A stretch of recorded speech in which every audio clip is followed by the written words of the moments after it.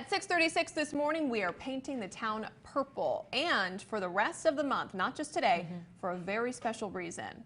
Spencer Thomas is live in St. Albans right now, telling us why. Hey, Spence. Hey, good morning, everyone. That's right. So we are live here in St. Albans, and we are at Finish Line Cuts. It's a brand new business right here on Main Street, and we're talking about painting the town purple. And this new business is taking part in that initiative this morning for supporters and those in our community who have struggled with cancer. And we're here with Kara Adams, who is the owner of this amazing facility. And you did a pretty awesome thing this month, well, June 1st in particular. You have a beautiful window display, and you guys are taking painting the town purple to a whole new level, right? That's correct. All right, so why exactly did you decide to take part in this? It has hit me personally. I just lost my brother April 10th to pancreatic cancer. So this is kind of like in memory of him. Right. To support all cancer patients, really, but it really opened up my eyes to the fact of just cancer awareness itself. Absolutely. And so what are we looking at right here behind us, Kara? Let's zoom in and take a look at this tree of life is what you're calling it. The Tree of Hope. Tree of Hope. This is a Tree of Hope. So anybody who comes in, you don't have to be a customer. You can be anybody off the street. You come in and you can pick either a moon or a star or both. And you take it off the tree and you put you in remembrance or in honor of somebody. Donate. It doesn't matter if it's a penny, $1, $500, because it all helps. And then we'll display it on our Tree of Hope. Oh, that's beautiful. I really like that. And so there's a ton of other businesses in our community that are also taking part in this, but you guys found it important to do it. You have a personal tie, and being a new business, what is it like, supporting the community that you live within? I think it's very important to support the community that my business is in. I'm honored to be here. I'm honored to be a part of this. So yeah. Perfect. Well, thank you so much for coming on here with us this morning and taking part in this amazing initiative. Painting the town purple. American Cancer Society has been doing an absolutely amazing job with this initiative. This is all gearing up to the June 22nd event, Relay for Life. Again, thank you, Kara, for being with us here today, and I wish you guys the best of luck. Thank you. All right. So for now, we're live here in St. Albans. We'll be on for the next couple of hours, so stay tuned. We have a lot more to talk about. Spencer Thomas, back to you. Great cause. Very Thank precious. you, Spencer. Thank you. We have a beautiful day on tap for today, a little cooler. Yeah, a little cool, little breezy. Maybe a few showers around this afternoon, though. Maybe. Okay. Ooh, and increasing clouds. Yeah, here's where we sit this morning, mostly in the 40s. It is 46 in Plattsburgh and Middlebury, 48 in Burlington. Newport's also at 46 this morning. 10 degrees colder than that, though, at the Adirondack Regional Airport, down to the 30s. 42 in Montpelier and Lebanon and Keene, 41 in Springfield, 48 degrees in Rutland. If it takes a sweatshirt to get you out the door this morning or a light jacket, I don't know that you shed it today, and that's because we only warm into the 50s. That's it. Coming up in your forecast, after a very chilly start to the week, we're down to the 30s in a lot of spots again tonight. We do warm up. 70s are on the way. Sunshine's on the way too. We'll talk about that next. And the measles outbreak is not going anywhere anytime soon. Why more health officials are saying the time to act is now. You're watching local news that matters with Megan Carpenter, Pollokseni Manjari, Spencer Thomas, and Sky Tracker meteorologist Amanda Tebow. This is Local 22 News This Morning.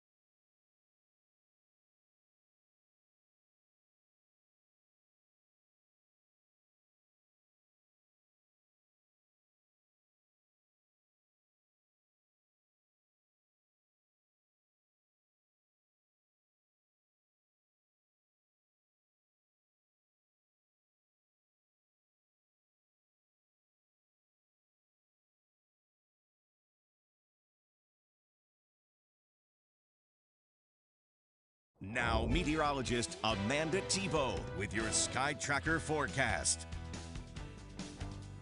6:42, good morning. We are kicking off the work week on a much cooler than average note, with highs only making it to the 50s today. A little bit of sun this morning, but then clouds increase this afternoon. There's a little bit of sun early Tuesday, and then clouds kind of take over until we get to Friday. It's worth it, though, because the weekend forecast looks phenomenal. It's finally that change of pace that a lot of us have been waiting for, and I hope your interest is piqued here. We're going to get around to that in just a moment. There's the opportunity for a couple of showers this afternoon as the same area of low pressure that brought yesterday's cold front just spins off to our north. Around the backside of that low, we are pulling in some cloud cover here. It's going to pivot its way back in from the northwest to give us increasing clouds after lunch. So the sun you've got now, enjoy it while it's here. If you want to get a dry walk in today, a long walk with a dog, this morning's the time to do it. It's because once we hit this afternoon and this evening, not only are we cloudy, but we're dodging some showers too, most of which should dissipate with sunset.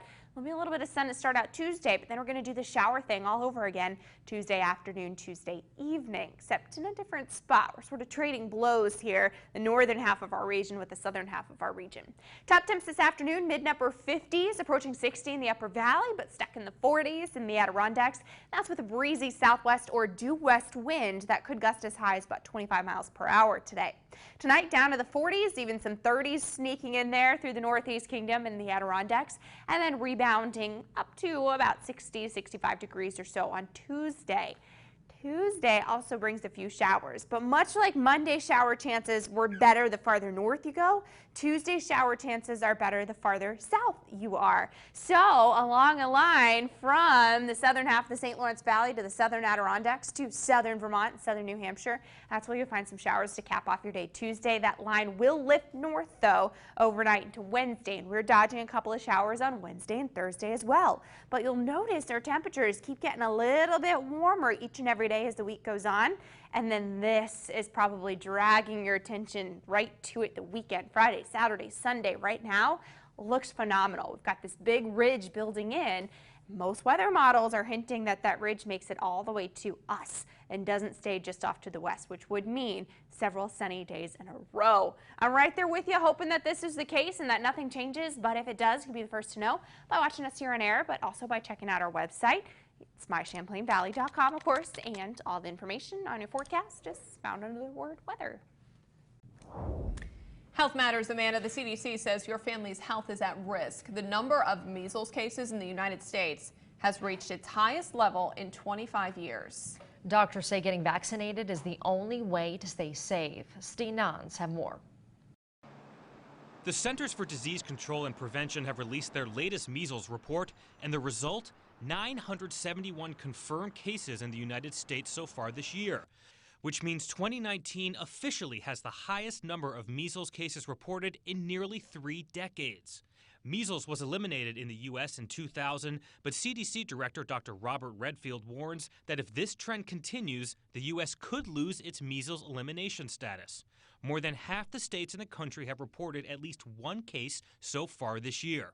Some of the hardest hit areas include Clark County in Washington state, as well as New York in certain heavily religious neighborhoods with low vaccination rates.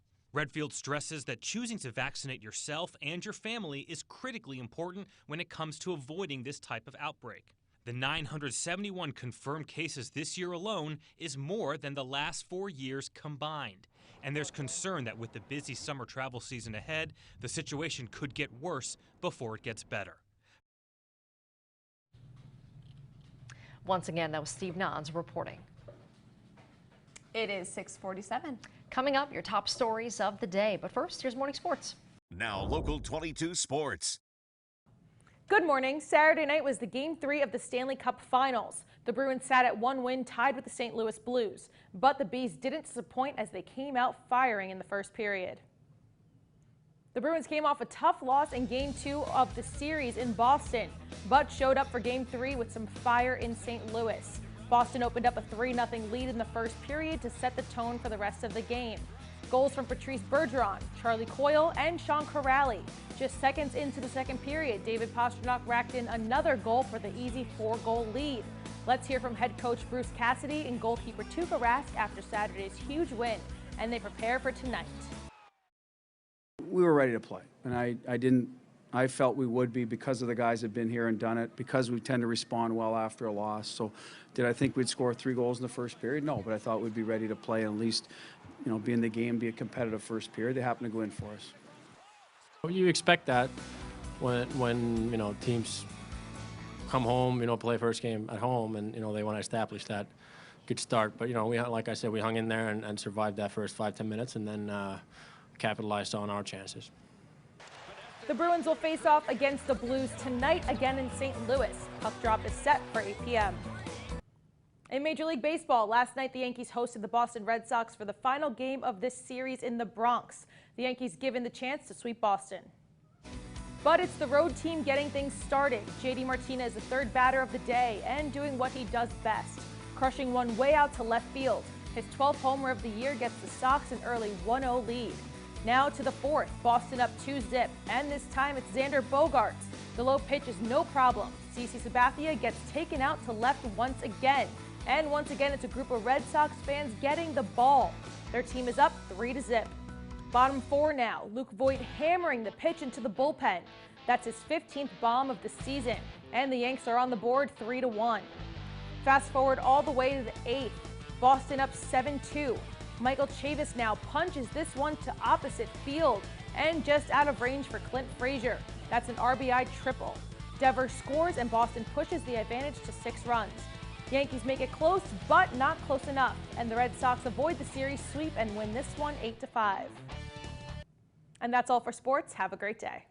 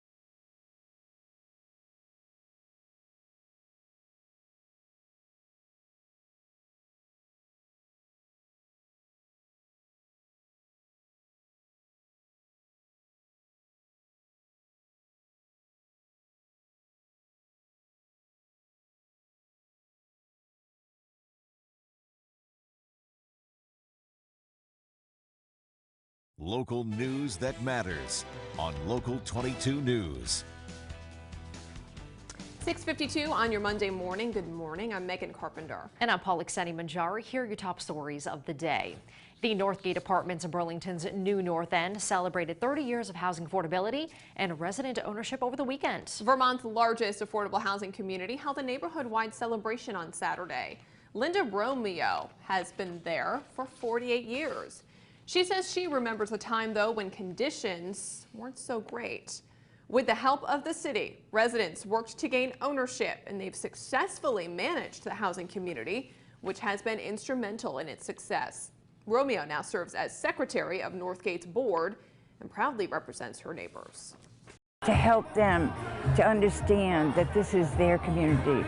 They have a say in what happens here. Northgate's apartments are being used as a model for other affordable housing communities around the nation. A celebration of a different kind in Montpelier. It's a celebration of pride. Dozens came out to recognize the anniversary of the Stonewall riots and celebrate the progress that's been made over the past 50 years. People rallied on the State House lawn Sunday to recognize the 50th anniversary of the riots, which happened in New York City. Despite the progress that's already been made since then, the community says that the political climate in Washington is contributing to the struggles that still exist. That's why activists say the fight to creating an inclusive world is far from over.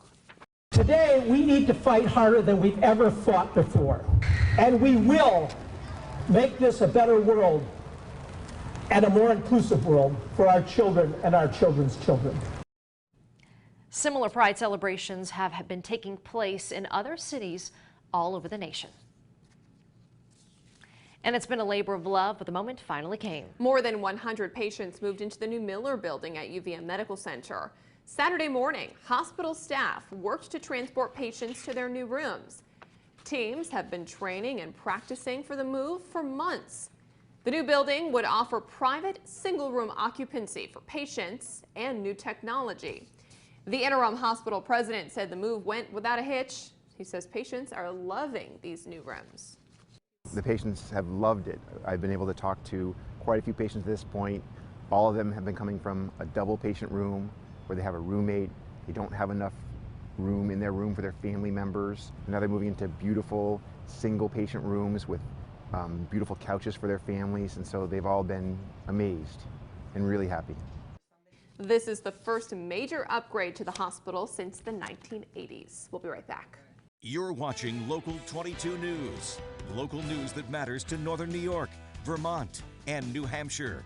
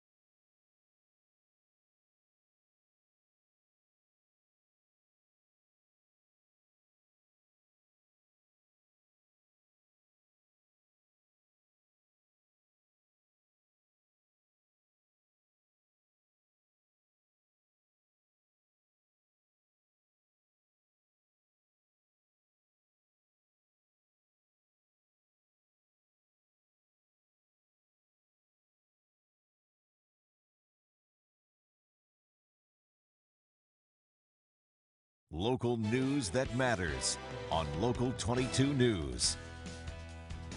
6 6:57, and we're going to tell you all about the forecast right now. We sure are. There's a little bit of fog to deal with this morning if you haven't left just yet. If you haven't taken any errands, moved the kids to school, still getting out of bed, you may run into some reduced visibility through some of our sheltered hollows, sheltered valleys, places close to rivers or ponds, creeks. But beyond the fog, we've got some nice sunshine overhead. The sun does not stick around all day long. Instead, there will be some clouds that pop back up again this afternoon to obscure that sun from us, and the clouds might bring a couple of showers. Nothing major, though a weak thunderstorm is not out of the question. Temperatures, meanwhile, are cool. It's also a breezy day, too. Not bad. Yeah, we'll take it. Very refreshing. Yeah. We have 2 more hours of local news and weather over on Fox.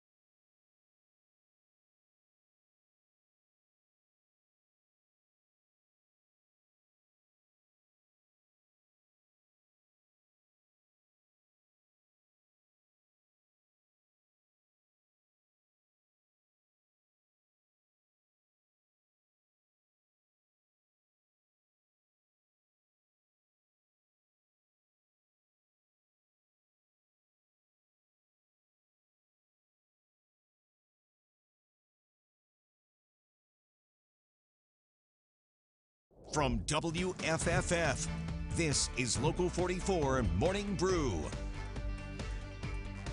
7 o'clock on your Monday morning. It is June 3rd. Welcome to Local 44 Morning Brew. Megan Carpenter with Paulix Manjari and meteorologist Amanda Tebow. Good morning. Franklin County businesses are sending a message of support this month. It's a message to those affected by cancer. Spencer Thomas is live in St. Albans telling us more. Hey, Spencer. Hey, good morning, everyone. Yes, that's right. I'm live here in St. Albans, and it's called Paint the Town Purple. Over 40 businesses are taking part in it this year, and we're going to show you some of those business owners that are taking part in this initiative. So stay with us. I'll have more coming up. Thanks, Spencer. First this morning, an unusual sight at the Vermont Teddy Bear Factory. Uh-oh. Yeah, well, we put in a call to police, but haven't heard much back. What they think might have happened to the bear. And celebrating a milestone in the Queen City. What Vermont's largest affordable housing community is doing to celebrate. We're celebrating, finally, some nice weather later in the week. Not quite there yet. Not there yet, but we're gonna earn it. We will be there. Yeah, I know you've got some sunshine out now this morning. It does not stay with us all day. Clouds are back, showers are back. But soon, very soon, we're gonna string several sunny days together. Yay. Can you believe it? All right, let's start the here and now, though. Temps this morning are mostly in the 40s. We have jumped up to the 40s after briefly dropping to the 30s at the Adirondack Regional Airport, 42 in Saranac Lakes, 53 in Plattsburgh, 51 in Burlington, 50 in Montreal. It's also 50 in Rutland. Almost there in Montpelier at 49. It's 49 in Newport, too, 48 degrees in Lebanon, 44 in St. Jay. We are going to get into the 50s. 60s are out of reach for most of us, so it is a cooler day. We had a cold front move through yesterday. It's also going to be a breezy day, too. And there's just a smidge of fog around. That fog lifting out of sheltered valleys, sheltered hollows, places near rivers, creeks, anywhere that's very fog prone after a soggy day like yesterday. You're probably dealing with it right now. But for everybody else, you've got a sunny start, Clouds will increase this afternoon. We'll talk about shower chances to cap off your Monday and when we can finally turn over that new leaf and end up with a string of sunny days in a few moments. Guys, back to you. Thanks, Amanda. In your crime watch this morning, police have arrested Eric Breer after he's accused of breaking into and stealing from multiple cars. Police say he stole and used several credit cards, too. According to police, he took them from those cars overnight. Wednesday, the cars were parked near Overlook Drive, Stonehenge Drive, Deerfield Road, and Pinnacle Drive. Breer was taken into custody after a traffic stop on Interstate 89 Saturday.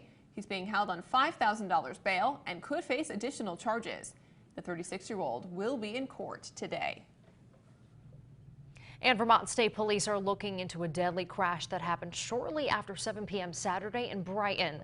Police say it happened on Route 105 near the intersection of Basil Hill Road. They say that it appears Nathan Wilcox of Island Pond lost control of his Jeep on a turn. The 52-year-old was not wearing a seatbelt and died at the scene. The investigation is ongoing, but it is believed that speed and wet roads could be the cause. VSP is also looking into an alleged assault at an after-prom party at a home in Newport. Police say Michael Davis is accused of assaulting a young woman several times on Saturday night. The 18-year-old is accused of strangling the girl and hitting her. Police are asking anyone with information to call the Derby Barracks. Davis is being held on $10,000 bail. He has a court date today. And if you were driving on Shelburne Road Sunday afternoon, you might have noticed something unusual at the Vermont Teddy Bear Factory. The big bear lost its head. These photos were actually taken by our news director, Bob Rockstro, and we did make several calls to Vermont Teddy Bear and police, but it's not clear whether or not this was vandalism or nature. We will, of course, keep you updated as more information becomes available. And another update this morning, Church Street Marketplace Executive Director Ron Redmond will be stepping down from his position later this year. Mayor Moreau Weinberger announced Redmond's departure on Friday night. Redmond has held this position for more than 20 years, and he's credited with helping launch the street outreach program and creating the downtown's community policing program. His final day will be December 1st. More than 100 patients have officially moved into the new Miller building that we've been telling you about at UVM Medical Center. Saturday morning, hospital staff worked to transport patients to their new rooms. Teams have been training and practicing for the move for months. The new building will offer private, single-room occupancy for patients and new technology. The interim hospital president says the move went without a hitch and patients love their new digs. The patients have loved it. I've been able to talk to quite a few patients at this point. All of them have been coming from a double patient room where they have a roommate. They don't have enough room in their room for their family members. Now they're moving into beautiful single patient rooms with beautiful couches for their families, and so they've all been amazed and really happy. This is the first major upgrade to the hospital, by the way, since the 1980s. And turning to housing matters this morning, 30 years of affordable housing is celebrated at the Northgate Apartments of Burlington's new North End. Vermont's largest affordable housing community held a neighborhood-wide celebration on Saturday.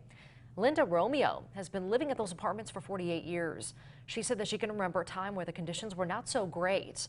And with the help of the city, residents worked to gain ownership and have successfully managed the housing community, which they say has been instrumental in its success. Romeo now proudly represents her neighbors. To help them to understand that this is their community. They have a say in what happens here. Northgate's apartments are also being used as a model for other affordable housing communities around the nation. 50 years after the Stonewall riots in New York City, pride is making its way to the Golden Dome. Coming up, a look at how the LGBT community is celebrating in our region.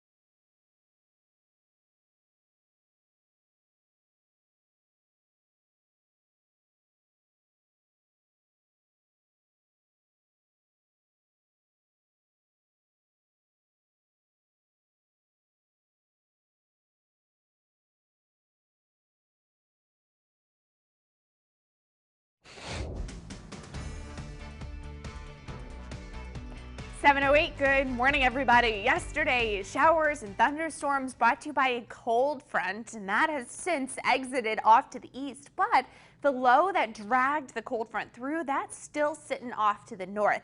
Around that low, we're going to pull some moisture in from the northwest here in our little corner of the globe, and we end up with increasing clouds this afternoon and a few showers. That's the not so nice news. The great news is we've got a lot of sun now. You're going to start out Tuesday with a lot of sunshine, and then starting Friday, we may finally be turning that page into a drier, sunnier, warmer stretch of weather that a lot of us have been anxious about for a long time now. So hopefully that change is in sight. But for today, increasing clouds this afternoon and a few showers. There may even be a weak thunderstorm or two that pops up too. Maybe a little bit of small hail, some lightning to go along with a couple of those showers. Nothing major. And the farther north you are, the more likely you run into a couple of those showers. It'll be a little drier farther south. We're actually going to trade blows today and tomorrow. So today you've got that better opportunity for showers north.